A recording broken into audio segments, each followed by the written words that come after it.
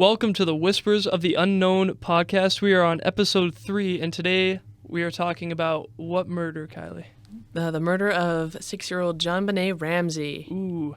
And today we're going to have Kylie take the reins, and she's going to be telling us about the story of this unsolved murder. So, Yes, indeed. tell me what you know about the murder Well, before we get into it. it's unsolved. Oh. Who would've thought? But yeah, it's a really tragic one. There's lots of loose ends. The family, it's just kind of a convoluted story. It's pretty cloudy on a lot of details. There's a ransom note. But yeah, it's a tough one. They thought that this girl was kidnapped, but she ended up being found within the home of the family. So Okay. yeah. All right, so let's get into it. Alrighty, so we're still reading these stories from Unsolved Murders, True Crime Cases Uncovered, written by Amber Hunt and Emily G. Thompson. And let's just dive right in. So JonBenet Ramsey was a 6-year-old beauty queen, destined for stardom, one might say. Her parents were John and Patsy Ramsey. Patsy was actually Miss West Virginia, herself, and Patsy was determined that her daughter would follow in her glamorous footsteps. But in a cruel twist of fate, JonBenet would be buried in the same sparkly dress that she competed in. So from a very young age, JonBenet was entered into beauty pageants, dressed in flashy outfits embellished with sequins or other eye-catching decoration. She would stand center stage and perform her well-practiced routine. The Sunburst National Pageant, Little Miss Colorado, Little Miss Charlevoix, I'm not sure how to say that, Colorado State All-Star Kids CoverGirl, and America's Royale Miss. JonBenet had competed in all of these beauty pageants and in many instances won them. Just 2 weeks before she was brutally slain, she had been crowned Little Miss Christmas. The world remembers JonBenet with bleached blonde hair and a face full of makeup, but there was much more to this bright little girl. She excelled in mathematics and was fascinated by nature. I think that's so cute that she's like such like a well-rounded little individual. Involved in a lot of things. Yeah, as just such a young girl. It's so cute. Yeah. She enjoyed chatting with the Ramsey's gardener, Brian Scott, while he worked. I remember how intelligent JonBenet was. That's why I never talked to her as if she was just a little kid, he recalled. The Ramsey family, 6-year-old JonBenet, her 9-year-old brother Burke, and John and Patsy lived at 755 15th Street, Boulder, Colorado. Their home was an impressive brick house in the Tudor Revival style on a tree-lined avenue. Do you know what the Tudor style is? Me either, but it sounds fancy. A Tudor style? Yeah, Tudor Revival style. I mean, Tudor is like Old England. Interesting. Right? Yeah. I don't know. Anyway, in December 1994, 2,000 people visited the Ramseys' home for a guided tour organized by the Boulder Historical Society. So they must have like a really extravagant house. Yeah. John Ramsey was president of Access Graphics, a successful computer company, while Patsy was a former pageant star turned housewife. John Ramsey had 3 grown-up children from a previous marriage, Elizabeth, John Andrew, and Melinda. In 1992, Elizabeth had died in a car crash at age 22. Wow, he's got some tragedy brewing up in his life. 2 kids gone. That's super sad. To the outside world, the Ramsey family seemed to epitomize the American dream. A beautiful family, an exquisite house, and a vacation home in picturesque Charlevoix, Michigan. I cannot be Charlevoix. Charlevoix? I don't know. It looks fancy. But it's in Michigan, so how fancy can it be? I don't know. As Christmas 1996 approached, the Ramseys sent out their usual greeting card detailing the things the family had done during the year, along with a festive photograph. This was the last card they would send as a family of 4. On Christmas Eve, the Ramseys went to a party given by their old friends, Fleet and Priscilla White. The family left around 10 p.m. since they were traveling to their vacation home in, oh my gosh, the word keeps coming up. It's okay. I'm going to say Charlevoix, the next morning, and wanted to make an early start. According to John and Patsy, the whole family went straight to bed. Packing for the trip could wait until morning.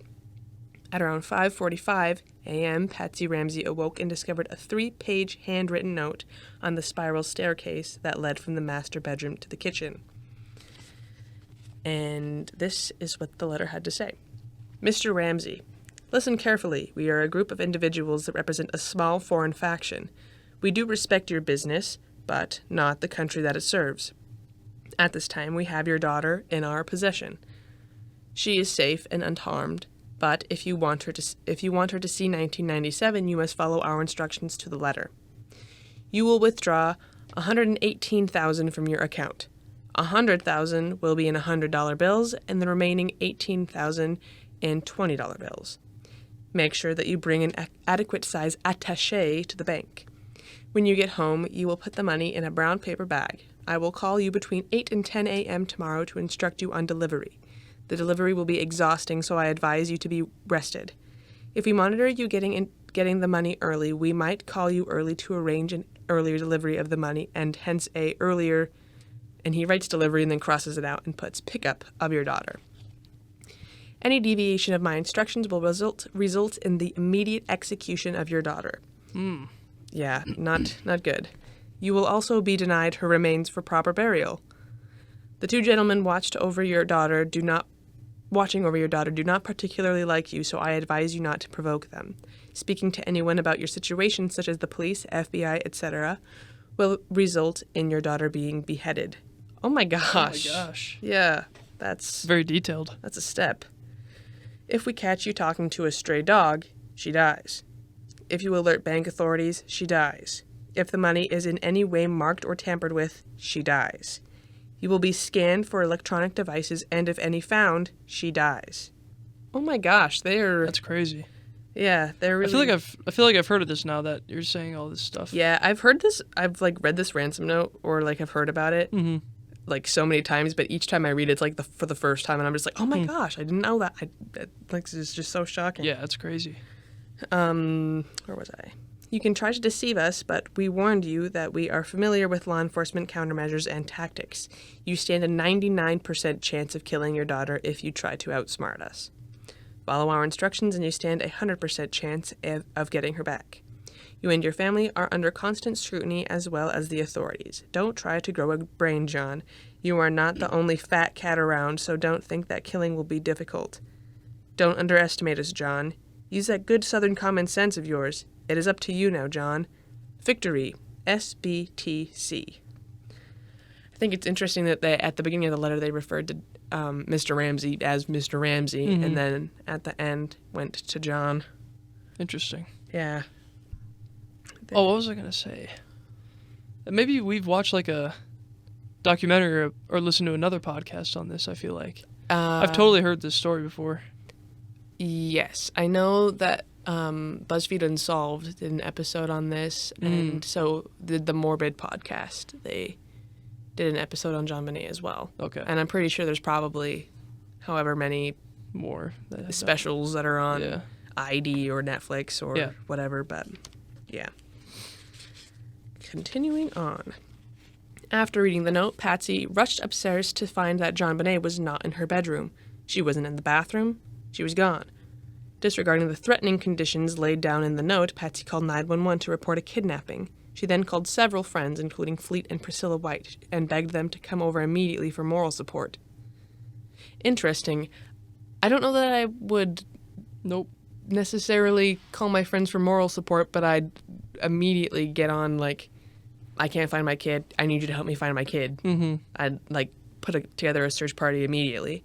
I'd be scared to stray away from the note that they wrote. Yeah. I probably wouldn't tell anybody until, I don't know. And then once it got solved and I had my kid back, maybe I'd tell the cops. It's kind of hard to... I guess I don't know how I can't judge anyone having not been in the situation, but yeah. I don't know.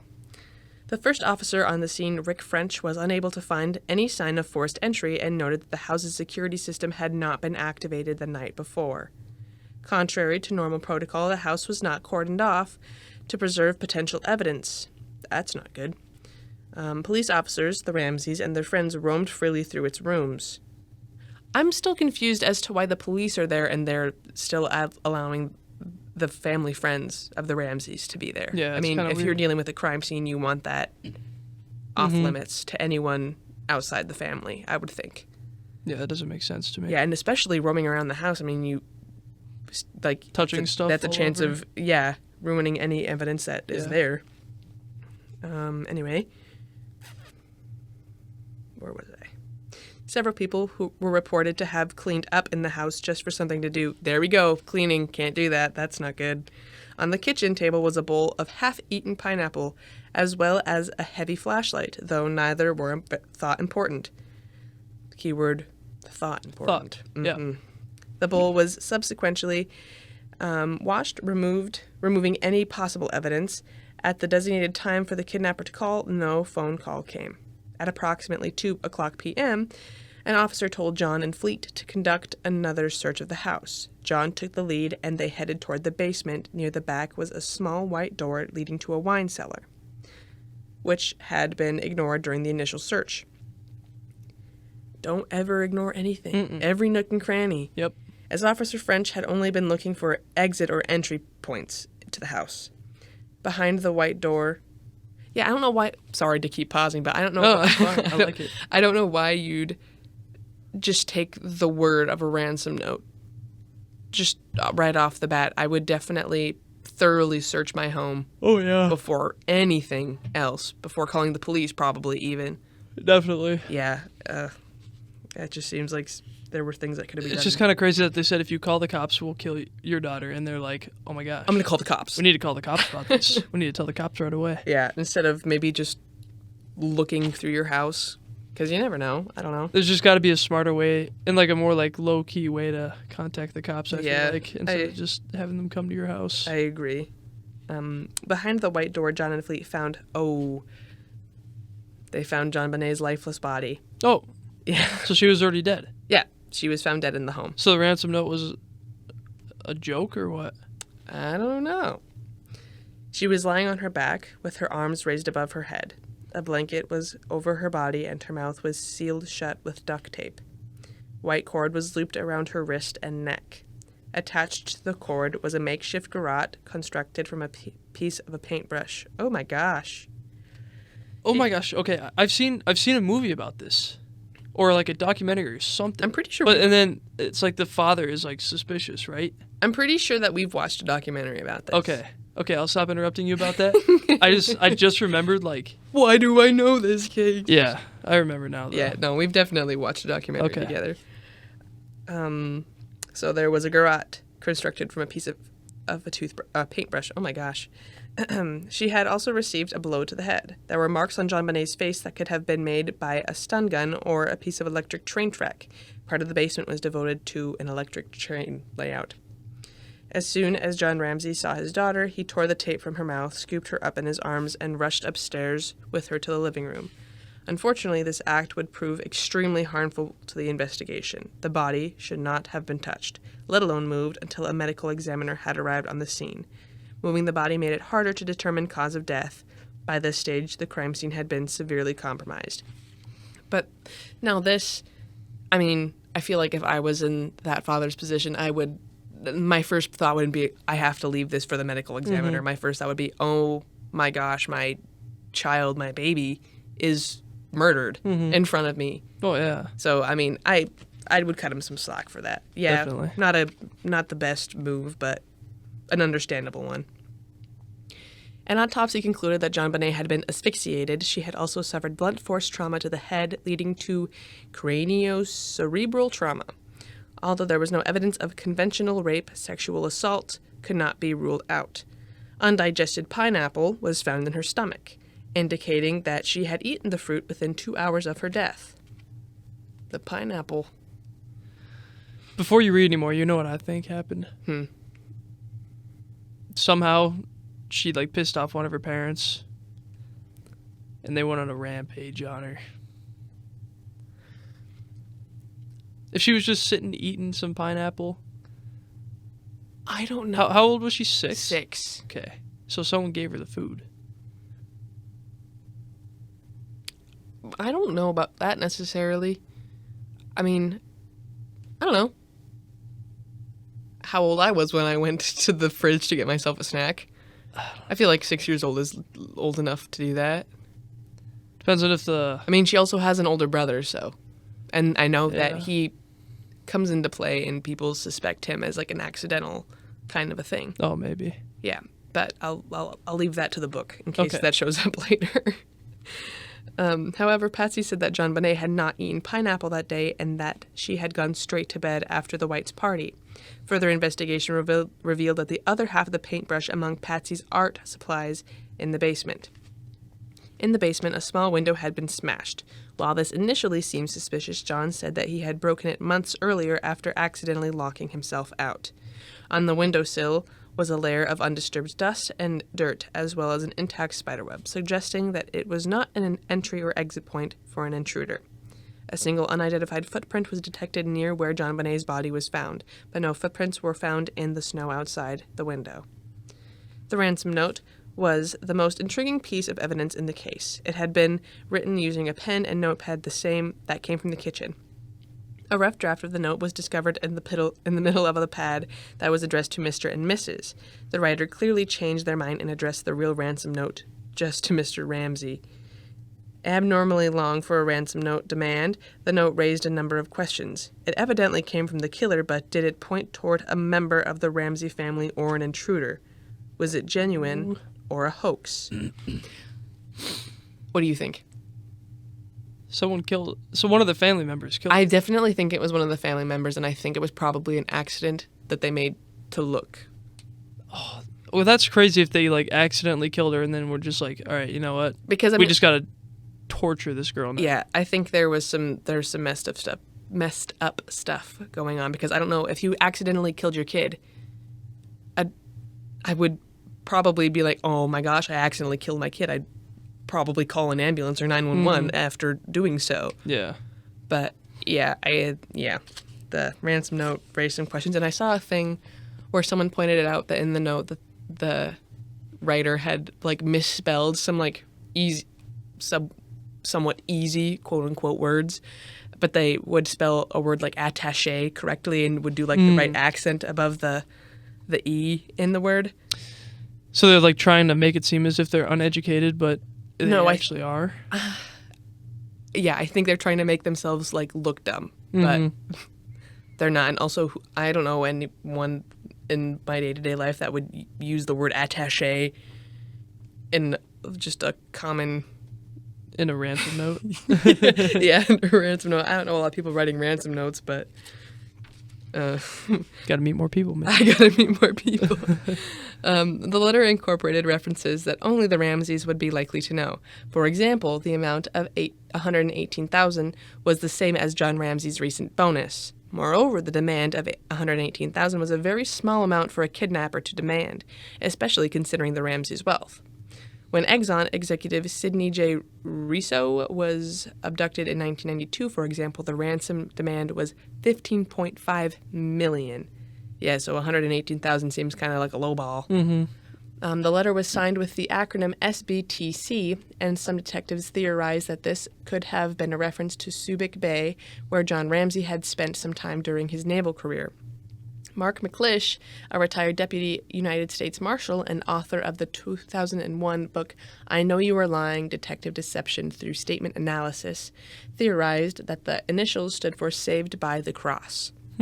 Interesting. According to Reverend Stephen Sauer, an assistant professor of theological studies at Loyola Marymount University in Los Angeles, Saved by the Cross is a statement of faith that has its roots in a number of Christian religions. In the note, the writer threatens to behead JonBenet. This is an exceptionally violent and uncommon threat, which many experts believed pointed toward a man being involved. However, a number of experts also claimed that the note has a number of feminine touches, such as, I advise you to be rested. Experts found at least 5 other examples of what they referred to as maternalistic language. The writer or writers purports, I have never heard that word, purports to be from a foreign faction, yet they use American quotes and use the prose style and the prose style is distinctly American. The author of the note misspells words such as business and position, yet can use and spell correctly more complex words such as countermeasures, deviation, and attaché. The writer also mimics quotes from American movies. The repeated threats that the girl dies echoes the 1971 thriller Dirty Harry, while "Don't try to grow a brain" is not only American slang, but also a quote from 1994 thriller Speed. Another strange aspect of the note was the change from "we" to "I," as well as from Mr. Ramsey to John, as we had pointed out, which could imply that more than one person was involved in composing the note. Whoever wrote the ransom demand must have had detailed knowledge of the family's life. Moreover, they must have been able to move easily around the large house in the dark and also find the tucked away wine cellar in the basement. Yeah, this is an inside job. You see, here's what I think that they were trying to do. They killed their daughter somehow, whether it was accident or on purpose. Hid her in the basement, right? Mm-hmm. You think they were just like trying to get the police to like go out on a search party, and then they would themselves grab the kid and like go hide the kid somewhere? Well, and they tied her up and they duct taped her, and they had a garrote around her neck. So I don't think they planned on planting the body anywhere. They're just going to keep it in the basement, you think? I don't know. I feel like maybe they were like trying to send the police on a search somewhere. I don't know why you would call the police before having a chance to drop a body if that was your plan, though. Like, I feel like you would have taken the time to drop it and then wait however amount of time and then call the police. That's a good point. Because, I mean, if you have the police coming to your house, you're not going to probably be allowed to leave, I wouldn't think. Mm-hmm. But yeah. Who knows? You never know. Handwriting experts from the Colorado Bureau of Investigation decided that John Ramsey did not write the note, but their analysis regarding Patsy was inconclusive. During the lengthy investigation, 73 suspects' handwriting would be analyzed to discover who could have written it. Convinced that the police were regarding them as prime suspects in the murder of their daughter, both John and Patsy hired separate lawyers and refused to speak to the police. They felt that they had told everything they knew and could provide no more insights to the case. Why would they hire separate lawyers?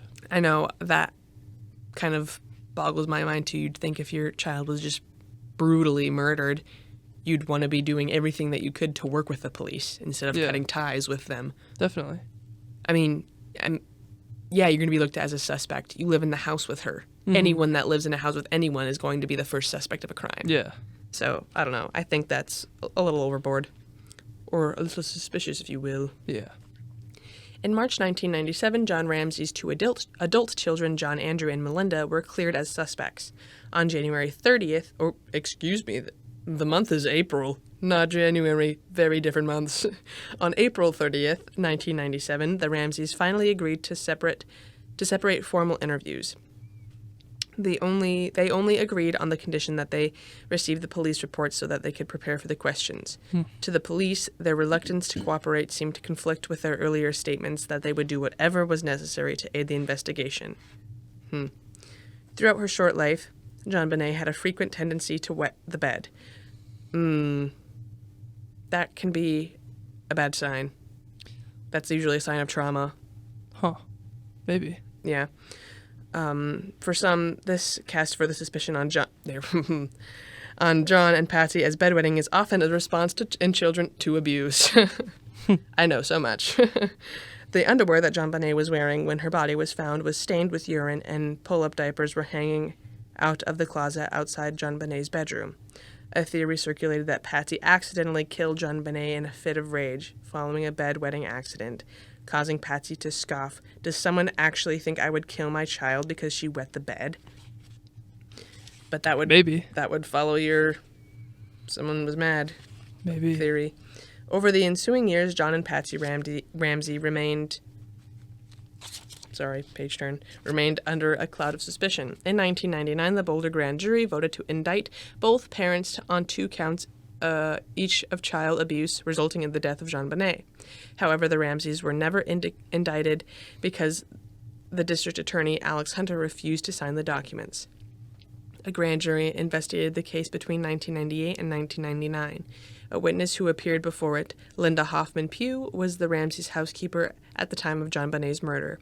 Hoffman-Pugh voiced suspicions that Patsy Ramsey was guilty of her daughter's murder, stating that she argued with her often. "I think she had multiple personalities. She'd be in a good mood and then she'd be cranky," she related in her statement. Hoffman-Pugh maintained that the blanket JonBenet's body had been wrapped in had almost likely come from a clothes dryer near JonBenet's bedroom. Further evidence disclosed during the grand jury included 4 fibers that were found on the adhesive side of the sticky tape that had been placed over JonBenet's mouth. These fibers were determined to be microscopically and chemically consistent with the sweater that Patsy wore on the night of the murder. However, the tape had been removed in the house and then dropped on the floor, which could explain the presence of the fibers. Following questioning by the grand jury, the authorities confirmed that Burke Ramsey, who was just 9 years old at the time of the murder, was not a suspect. However, JonBenet's brother later became a favorite culprit among many internet sleuths over the years. And how old was her brother? Her brother was 9 at the time. 9. Okay. Yes. His seemingly light-hearted, casual attitude during a taped interview with a child specialist on January 8, 1999, just 2 weeks after the death of his younger sister, caught the attention of several people. Former friends and neighbors of the Ramseys stated that Burke had a temper and was jealous of the attention his sister received, leading to a report that Burke had been violent with JonBenet in the past. According to a family photographer, he had hit her on the head with a golf club a year earlier. In December 2016, Burke's lawyer filed a defamation lawsuit totaling $750 million against the CBS Corporation for speculating that he was the killer in their television documentary, The Case of JonBenet Ramsey. In a 2016 TV interview, Burke said that the murderer was some pedophile in the pageant audience. I seriously doubt that. I just can't get behind that it was some outside person. The thing that's interesting is that they know the exact amount of the bonus that he got and asked for it. Yeah, well, and the fact... Who else would have known that? Except for someone that was in the family. Yeah, and the fact that, like, the book said that they were able to drop the body in a, like, specific location in the basement of the house. Mm-hmm. And then also, I don't know, I think the best theory in my head is either that the mom, Patsy, or that Burke, the brother, did it. And then I'm guessing that John and Patsy wrote the ransom note to begin with. And because, I mean, they found if you were going to write a ransom note, why would you go and look for pen and paper inside the home and then start writing and then discard that first letter and then write another one? Yeah. I feel like, I don't know. I feel like it was a John and Patsy thing. Mm-hmm. In 2008, Boulder County DA Mary Lacey exonerated the entire Ramsey family on the basis that their DNA did not match unidentified male DNA found on 2 items of JonBenet's clothing. This ruling came too late for Mrs. Ramsey, who had died of ovarian cancer in 2006, aged just 49. However, it transpired that the partial DNA profile that was obtained contained a mixture of DNA belonging to JonBenet, an unknown male, and in one sample, a third unidentified person. Aside from family members, several other people were suspects in the case. Housekeeper Linda Hoffman-Pugh and her handyman husband, Mervyn, came under suspicion when Patsy told investigators that the Hoffman-Pughs had money problems and had once asked the Ramseys for a loan. It is possible that Linda knew how much John Ramsey had been awarded as a Christmas bonus. Moreover, Linda had a key to the house and was familiar with its layout. That's interesting. That holds some weight. Yeah. It was speculated that if JonBenet had been killed by an intruder or intruders, they could have had a key, since there was no obvious sign of forced entry. However, Linda and Mervyn were never accused of any crime. Interesting. Yeah. At the time of JonBenet's murder, Gary Oliva, a drifter with a history of sexually abusing minors, lived just a few blocks away from the Ramsey home. When he was picked up on an unrelated charge 4 years later, police found a photograph of JonBenet and a stun gun in his backpack. Whoa. Yep, that's there not it good. is. How do people like that get out of jail? I just can't believe I have no idea. I think so. He has a history of doing it to minors, and he's still just out and about. So if he's done it multiple times, he's probably going to do it again. Yeah. Yeah, I think you have anything to do with children, you're done for life. A search of his apartment revealed an eerie shrine to JonBenet. Ew, that's icky. Oliva claimed he never lusted over this shrine, but instead would look at the pictures and cry. Yeah, baloney. I don't believe If you're that. a known pedophile, you're probably not. Yeah, I'm definitely not lusting over this Yeah. minor beauty queen. I'm definitely just looking at it and crying 'cause Yeah. it's so sad. Just makes me sad. Like, come on, brother. Disgusting. Police took Oliva to the station to question him about the murder. He was grilled for hours, asked to provide DNA and writing samples, then released without charge. Someone who was convinced of Oliva's guilt was his own high school friend, Michael Vale, who claimed that just after JonBenet's murder, Oliva called him in a panic and said that he had hurt a little girl before hanging up. In 2018, it was reported that Oliva sent a letter to Vale confessing to the murder of JonBenet by accident. Oliva is currently serving a 10-year sentence for 2 counts of attempted sexual exploitation of a child and 1 count of 2 counts of attempted and 1 count of sexual exploitation of a child. An early suspect was Bill McReynolds. Oh, I know this one. An early suspect was Bill McReynolds, who played Santa Claus at private parties for the Ramseys and confessed to being particularly fond of JonBenet. Oh gosh. If I remember this, it's not as bad as it sounds. McReynolds and his wife, Janet, had been at the Ramsey home just 2 nights before JonBenet was murdered. The police were said to have discovered some eerie parallels between the McReynolds' lives and the details in the murder case. On December 26, 1974, the McReynolds' 9-year-old daughter and another girl were abducted by an unknown assailant, who molested the second girl. Within hours, both girls were set free. Additionally, police found out that Janet had written a play in 1977 that was about the torture and murder of 16-year-old Sylvia Likens, who was found dead in a basement, much like JonBenet. McReynolds staunchly denied any involvement, and investigators ruled him out.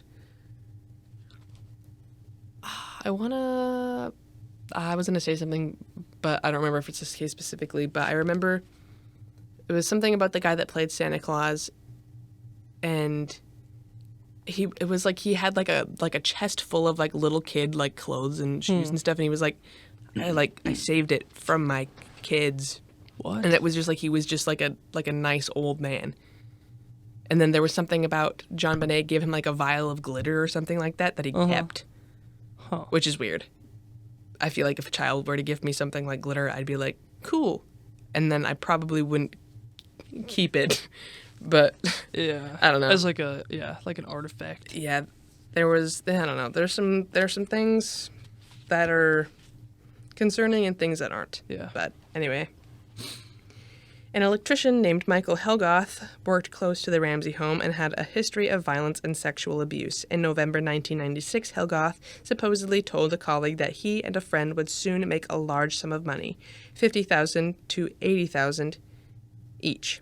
On February 13th, 1997, DA Alex Hunter announced in a press conference that they were narrowing down the list of suspects until only one would remain. 2 days later, Helgoth was found dead by apparent suicide. Weird. Indeed. In 2006, ex-schoolteacher John Mark Carr spun investigators a lurid tale of how he had drugged and sexually assaulted JonBenet. Oh my gosh, what is up? Oh, this is just so icky. He was a schoolteacher. Oof. That's so ugh. Before accidentally killing her. His ex-wife claimed, good for you, girl, way to get away from him. His ex-wife claimed that he had been with her in Alabama at the time of the murder. In addition, Carr's statement conflicted with the evidence as the autopsy revealed no drugs. Carr's DNA did not match any found on the body, and he was dropped as a suspect. In December 2016, it was announced that further DNA testing was planned in hopes that new technology could help crack the case. I don't know why you'd want to confess to something like that. Yeah, so crazy. Vile. Yeah. And disgusting. Yeah. Ugh. The tragic case of JonBenet Ramsey divided the nation, with both the police and the public either believing that an intruder broke into the Ramsey home and killed JonBenet or that she was murdered by a family member. Thanks to the combination of a contaminated crime scene, a bungled initial police investigation, and the diametrically opposed opinions on numerous experts, a definitive solution to the murder of JonBenet Ramsey seems as elusive as ever, and therefore remains unsolved. Wow. I know. That's a crazy one. That is a crazy one. I feel... I mean, this was in the 90s. Mm-hmm. This was late 90s. I feel like there should be technology. I feel like this shouldn't be unsolved. Yeah, they kind of messed it up by touching the body. Yeah, well, here's the thing is I know that I'm pretty sure that they moved the body more than once. Really? I think the father had initially moved her and then I think brought her upstairs and then they moved her from that place. I remember they put her like next to the Christmas tree or something like that, if I'm remembering correctly. Why? I don't know. But it was just like this whole ordeal. And I remember something about Patsy, the mom. I think she had like went and like gotten ready and like did her like hair and makeup and everything and was getting like ready while the police were in her home. I mean, which could be, I mean, you don't know how people grieve. Maybe that she's like a type of person that has always has to be ready if there's people around. But I mean, I feel like you'd be so emotionally distraught that you wouldn't be able to focus on it. If I were to have waken up at like 6 a.m. in the morning to find a ransom note and then to find my child dead, my first thought would not be, oh, I gotta go curl my hair real quick and throw some mascara on. Oh, definitely not. No, I think I don't know. Do you think it was an outside job? Inside job. Inside job, I agree. One of the parents killed her for sure. You think so? Yeah. I feel like the kid wouldn't have tortured his sister like that. There's no way. Unless he's a psychopath and has no remorse. Well, I don't know. I don't think that he would have gone that far to torture her. I think it might have been like an initial type of thing, and then his parents were like, oh, we have to make this look like it was really bad. There's no... But I don't think it was the brother. I think it was probably one of the parents. Yeah. Probably the mother. Maybe, yeah. I don't know. Can't disagree with you. I don't know. But that's heartbreaking. A 6-year-old girl. That's so sad. It is.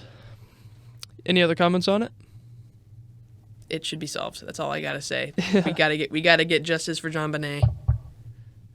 All right. Well, thanks you guys for listening to episode 3 of the Whispers of the Unknown podcast. We'll be making another one here in the next couple days, and I'll make sure to get that posted for you. Thanks for listening.